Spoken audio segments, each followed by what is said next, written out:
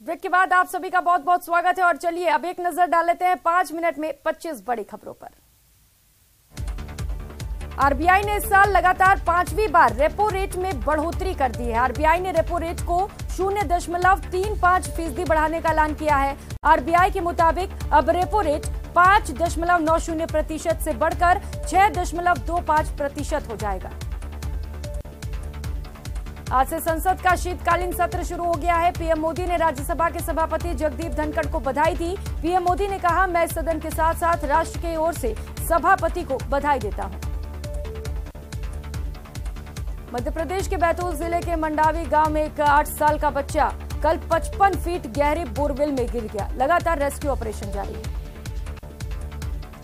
जम्मू में आतंकियों के छिपे होने की आशंका पर पुलिस और एसओजी का सर्च ऑपरेशन जारी है। कल रात सिधरा पुल चेकिंग पॉइंट के पास धमाके के बाद सुरक्षा बल अलर्ट है। कोटा में भारत जोड़ो यात्रा का पहला पड़ाव पूरा हो गया है। अब 3:30 बजे मंडाना से यात्रा का दूसरा चरण शुरू होगा। वहीं केबल नगर में नुक्कड़ सभा आयोजित होगी। राहुल गांधी के नेतृत्व में राजस्थान में चल रही भारत जोड़ो यात्रा में शामिल होने के लिए युवा कांग्रेस जोधपुर देहात जिलाध्यक्ष रामनिवास बुद्धनगर के नेतृत्व में जोधपुर देहात युवा कांग्रेस के सैकड़ों पदाधिकारी और कार्यकर्ता भी कोटा पहुंचे। हिंडौन में नलों से दूषित पेयजल आपूर्ति के कारण उल्टी दस्त से पीड़ित मरीजों का आंकड़ा कम होने का नाम नहीं ले रहा। वहीं जलदाय विभाग और चिकित्सा मामले में एक्शन लिया है, जिसके बाद एक और जहां लीकेज को ठीक किया जा रहा है तो वहीं वार्डों में कैंप लगाकर मरीजों के स्वास्थ्य की भी जांच चल रही है। उदयपुर में बार एसोसिएशन पिछले कई वर्षों से हाईकोर्ट बेंच की मांग कर रहा है और लगातार आंदोलन कर रहा है। ऐसे में आज अधिवक्ताओं ने कोर्ट परिसर के बाहर धरना दिया। कोटपुतली के नारेहड़ा ग्राम पंचायत स्थित चारागाह भूमि से अज्ञात लोगों द्वारा लगभग 100 हरे पेड़ों को रातों रात काटने का मामला सामने आया। चारागाह भूमि से हरे पेड़ों की अवैध कटाई की सूचना से स्थानीय लोगों में रोष है।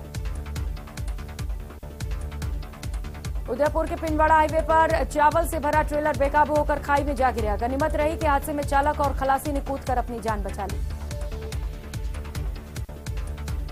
जयपुर विकास प्राधिकरण प्रवर्तन दस्ते ने आज सीकर रोड स्थित जेडीए जोन 13 में बड़ी कार्रवाई को अंजाम दिया। जेडीए ने आज टाटियावास टोल प्लाजा के पास ग्राम राजावास में बन रहे अवैध रिजॉर्ट को ध्वस्त किया।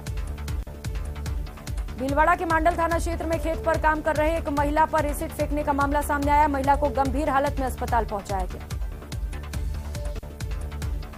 जयपुर में आपसी कहासुनी में युवक के पेट में छुरा घोंप दिया गया। वहीं पुलिस ने कार्रवाई करते हुए नाबालिग को निरुद्ध कर लिया।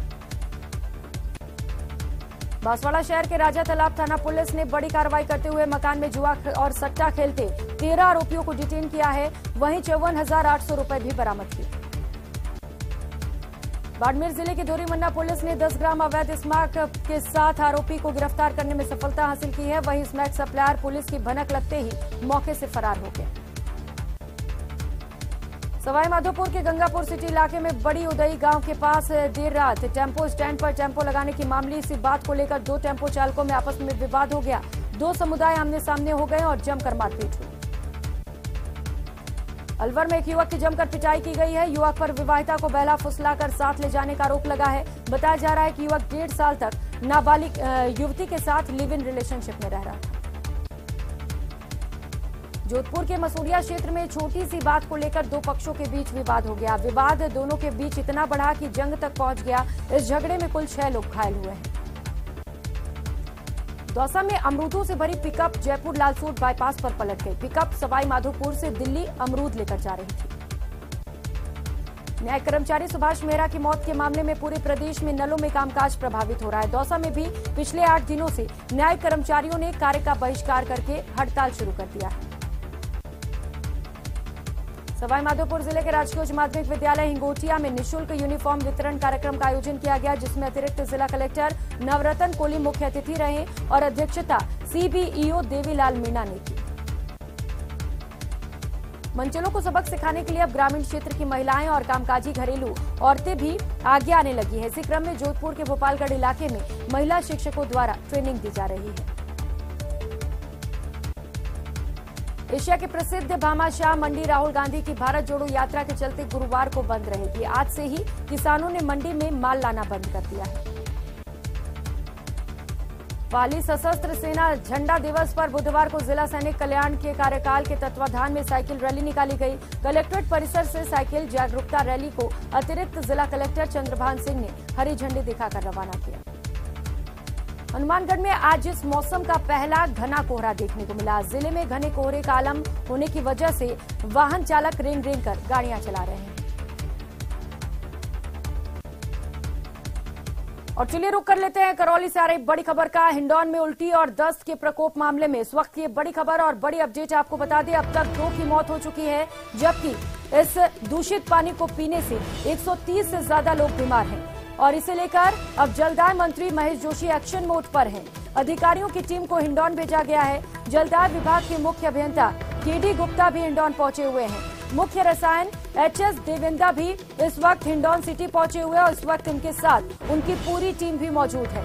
प्रभावित क्षेत्र में पेयजल व्यवस्था की जानकारी ली जा रही है। पाइपलाइन में लीकेज, अवैध कनेक्शन की भी जानकारी जुटाई जा रही है। बता दें पिछले 4 दिन में 135 मरीज इससे पीड़ित हो चुके हैं। उल्टी और दस्त की शिकायतें देखने को मिल रही हैं और इनमें 1 बच्चे सहित अब तक 2 की मौत हो चुकी है।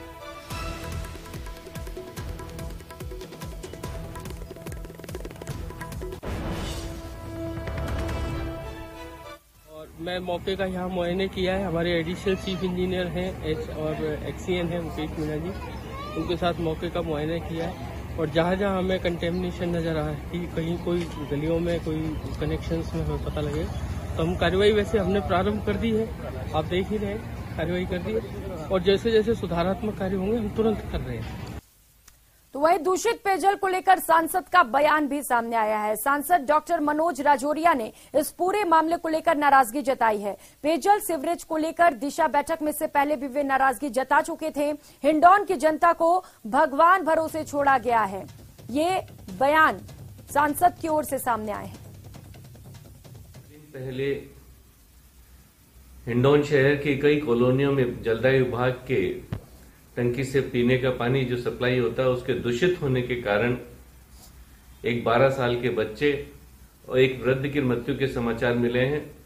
125 से ज्यादा लोगों को इसके कारण डिहाइड्रेशन और उल्टी दस्त की शिकायत होकर अस्पताल में भर्ती हुए। इसमें से कई लोग गंभीर रूप से जो है उनको जयपुर रेफर करने की जानकारी मिली है। इस विषय में मैंने पहले भी नाराजगी जताई थी दिशा बैठक में भी कि जलदाय विभाग के अधिकारी जिस तरीके से इन्होंने हिंडौन की जनता को भगवान के भरोसे छोड़ दिया है, जिस तरीके से उन्होंने टंकी। तो वहीं उल्टी और दस्त के प्रकोप मामले को लेकर लगातार बयानबाजी का दौर जारी है और बता दें इस बीच 2 की मौत हुई और 130 से ज्यादा लोग बीमार हुए हैं। भाजपा प्रदेशाध्यक्ष सतीश पूनिया हिंडौन पहुंच चुके हैं। अस्पताल में बीमार बच्चों का हालचाल जान रहे हैं। तस्वीरें आपको टीवी स्क्रीन पर दिखा रहे हैं करौली के हिंडौन सिटी से, जहां पर दूषित पानी पीने से कई लोग बीमार हुए हैं, जबकि 2 लोगों की मौत हो चुकी है। इस पूरे मामले को लेकर सतीश पूनिया इस वक्त अस्पताल में पहुंचे हुए हैं, जहां पर इस वक्त बड़ी संख्या में लोगों का इलाज किया जा रहा है।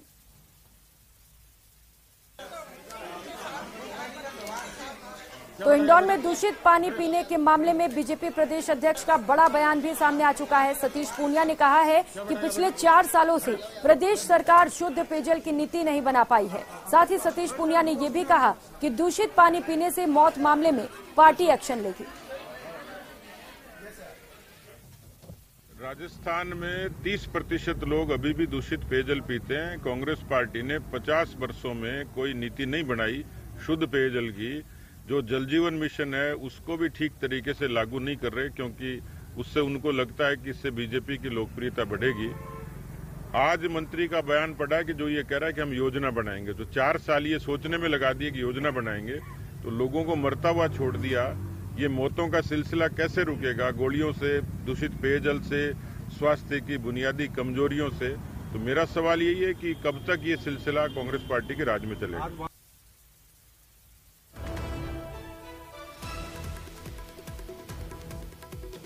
तो हिंडौन में दूषित पानी मामले को लेकर इस वक्त ये बड़ी अपडेट आपको बता रहे हैं। जलदाय मंत्री महेश जोशी इस वक्त एक्शन मोड पर हैं।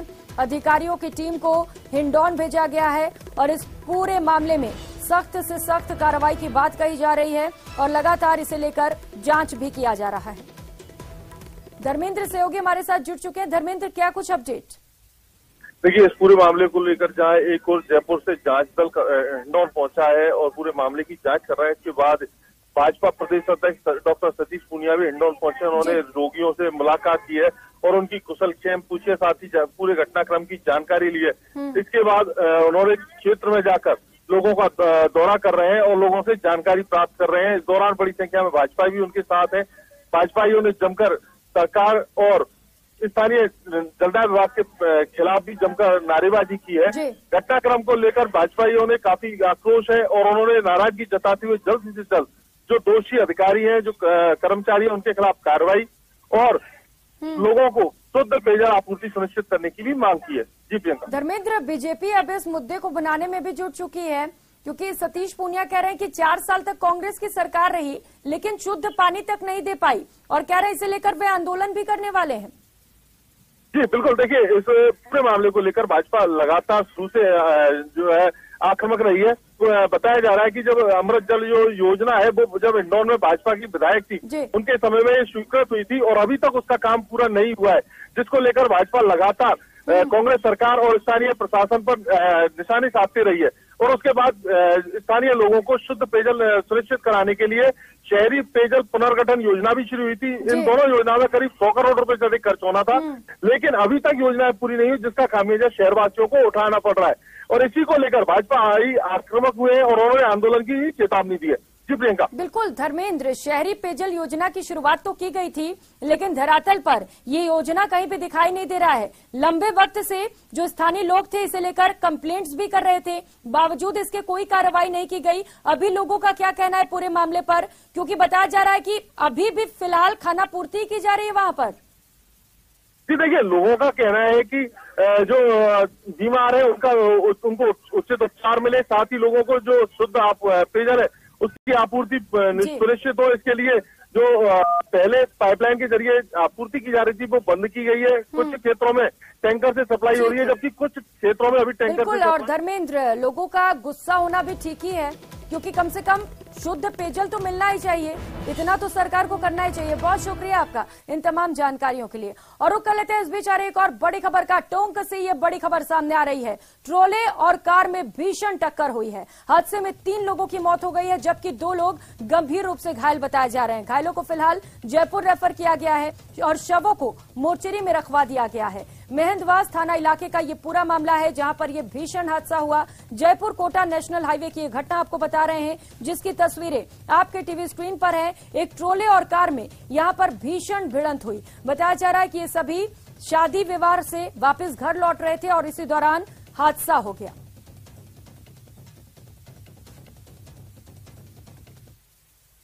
तो वहीं अलवर के नाहरपुर में एक व्यक्ति ने सूदखोरों के कर्ज से परेशान होकर आत्महत्या कर ली। मिली जानकारी के अनुसार मृतक के ऊपर 35,000 का कर्ज था, जो ब्याज लगकर 4.5 लाख रुपए बन गया था, जिसे लेकर वो काफी परेशान था और डिप्रेस्ड भी था, जिसके बाद डिप्रेशन में आकर उसने फांसी लगाकर खुदकुशी कर ली। मृतक के भाई ने बताया कि इमामो फाइनेंस कंपनी में रिकवरी में गाड़ियां पकड़ने का काम करता था और उसने ससुराल के पास एक व्यक्ति से सूद पर 35,000 कर्ज लिए थे। फिलहाल परिजनों के आधार पर मुकदमा दर्ज कर लिया गया है और पुलिस पूरे मामले पर जांच में जुटी है।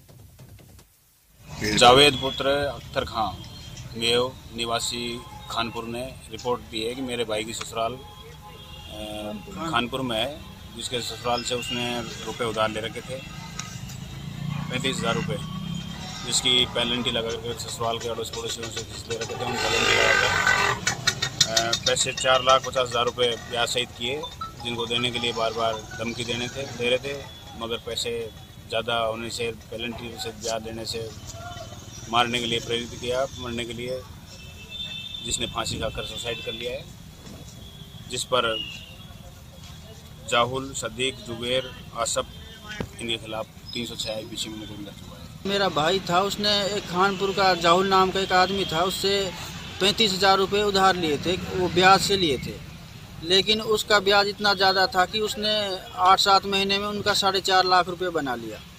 तो मेरे भाई पे बहुत ज़्यादा प्रेशर बनाने लगा। वो घर पे भी आया, 5-7 गुंडे लेके आया था और मारने की धमकी देने की, उसको बहुत डिप्रेशन में डाल दिया उसको बहुत ज़्यादा।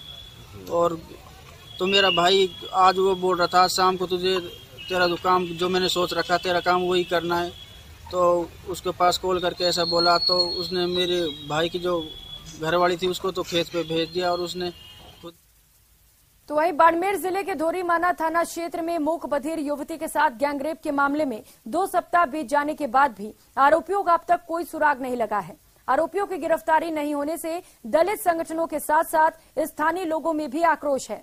दलित संगठनों का धोरीमन्ना थाने के आगे भूख हड़ताल और धरना प्रदर्शन जारी है। बामसेफ के राष्ट्रीय अध्यक्ष वामन मेश्राम ने कहा है कि धरना स्थल पर पहुंचकर अपना समर्थन भी दिया और कहा है कि मामले में जल्द से जल्द कार्रवाई होनी चाहिए। मेश्राम ने पुलिस प्रशासन पर मामले को दबाने का भी आरोप लगाया है और इसके साथ ही चेतावनी देते हुए कहा कि 72 घंटों में पुलिस अगर पूरे मामले का पर्दाफाश नहीं कर पाती है, आरोपियों को गिरफ्तार नहीं कर पाती है, तो बाड़मेर जिले के साथ साथ राजस्थान को भी बंद करवाया जाएगा। ये जो घटना है ये बहुत ज्यादा अमानवीय और बहुत गंभीर किस्म की घटना है कि एक मूक बधिर बालिका के साथ सामूहिक बलात्कार हुआ। पुलिस प्रशासन जिस तरीके से इस अत्याचार को दबाने की कोशिश कर रही है, मेरा ये पक्की राय बन गई है कि पुलिस प्रशासन इसको दबाना चाहते हैं। इस दबाने के 2 ही कारण हो सकते हैं, कोई तीसरा कारण नहीं। एक, दबंग जाति के लोग इसमें शामिल हो सकते हैं, एक कारण, और दूसरा कारण पुलिस प्रशासन को पैसा देकर चुप कराया गया हो। और अब बात कर लेते हैं जन आक्रोश यात्रा की। बीजेपी की जन आक्रोश यात्रा लगातार जारी है। प्रदेशाध्यक्ष सतीश पूनिया बुधवार को बस्सी पहुंचे, चौपाल पर लोगों से मिले और चाय पर चर्चा की गई। पूनिया ने लोगों से उनकी समस्याओं पर भी सीधी बातचीत की। लोगों ने पूनिया से किसान कर्ज माफी, बिजली की बढ़ी हुई कीमतों पर सरकार के खिलाफ आक्रोश जाहिर किया।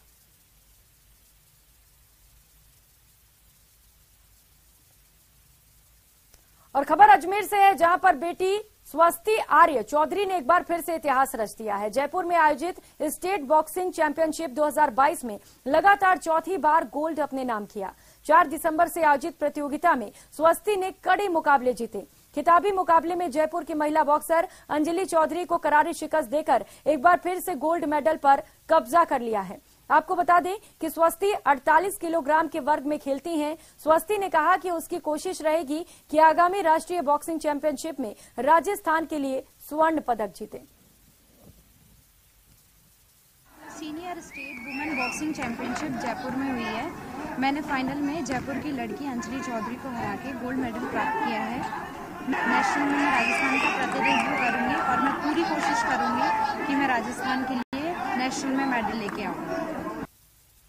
और चलिए अब बात कर लेते हैं मौसम की। प्रदेश में सर्दी कड़े तेवर दिखाने लगी है। कई जिलों में जीरो विजिबिलिटी के चलते वाहनों की रफ्तार पर ब्रेक लग गया है। ठंड से बचने के लिए लोग अलाव का सहारा लेते हुए नजर आ रहे हैं। तो 2 अलग अलग तस्वीरें इस वक्त टीवी स्क्रीन पर अलग अलग जिलों से, पहली हनुमानगढ़ से और दूसरी श्रीगंगानगर जिले से। और अलग अलग जगहों पर इसी तरीके के हालात इस वक्त देखने को मिल रहे हैं, जहां पर कोहरे की वजह से लोगों के जीवन पर असर पड़ा है और लोग अलाव का सहारा लेते हुए नजर आ रहे हैं।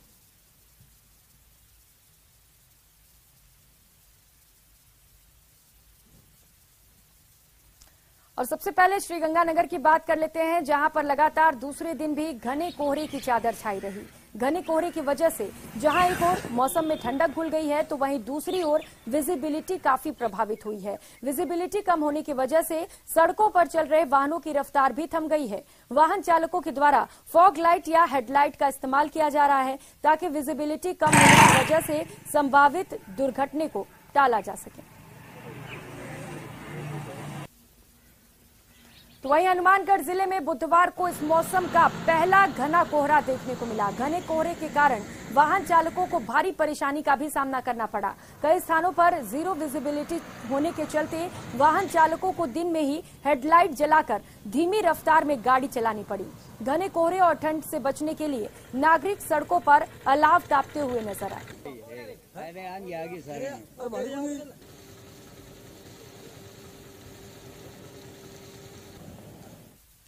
और राजसमंद से इस वक्त बड़ी खबर मिल रही है। कुंभलगढ़ दुर्ग शेरपा पहुंचे हुए हैं। सम्मेलन के सदस्य इस वक्त कुंभलगढ़ दुर्ग पहुंचे हुए हैं। भारतीय पारंपरिक तरीके से उनका भव्य स्वागत किया गया। दुर्ग में बादल महल और शिव मंदिर का अवलोकन भी किया गया। दुर्ग भ्रमण के बाद रणकपुर जाने का कार्यक्रम है।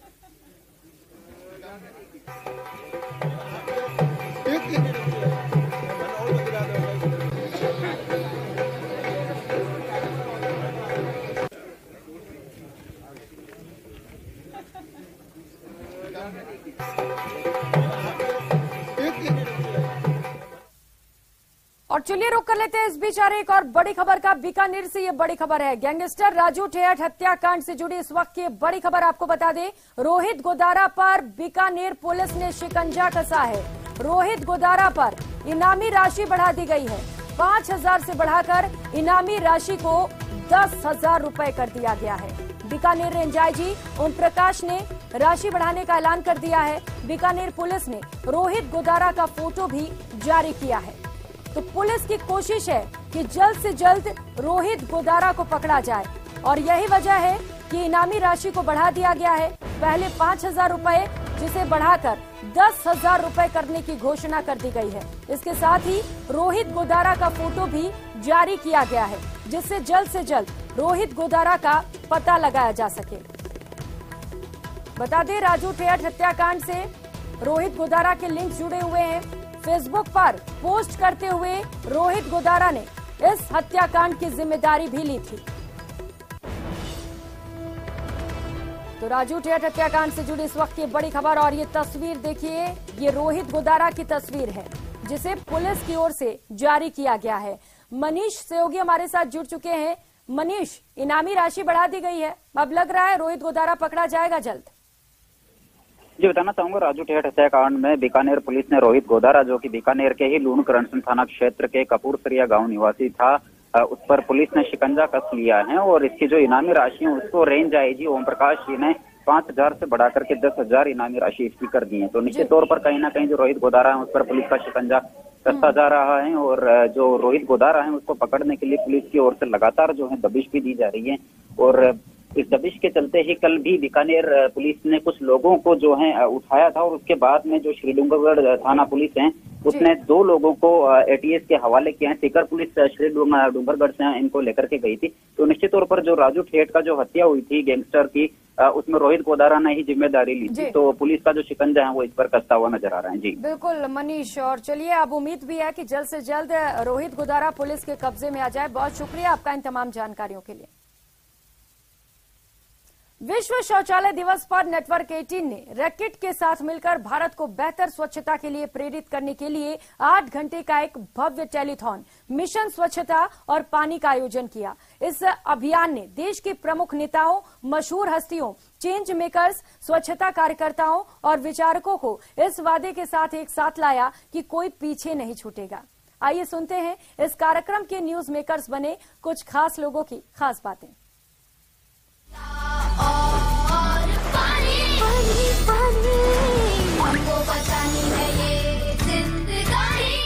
Overusage of water, wet bathrooms are the worst thing because they are breeding bacteria, they are breeding diseases. You could slip and fall. So honestly, ये जो स्वच्छता और पानी है ये सबसे ज्यादा इन bathrooms में यूज करनी चाहिए because हम लोग ओवर स्प्लैश करते हैं। हमने थोड़ी बिल पे करना है, जितना मर्जी पानी, you know, I have entered airports and अभी भी नल चल रहा है। That previous person वो आधे घंटे पहले निकला है या 1 घंटे पहले निकला है हमको नहीं पता। So I feel honestly the number one problem is overflow of water. अगर हम एक सिंपल सी चीज करें कि नल बंद कर दें और चले जाएं और सूखा रखें, I think we'll all be very happy.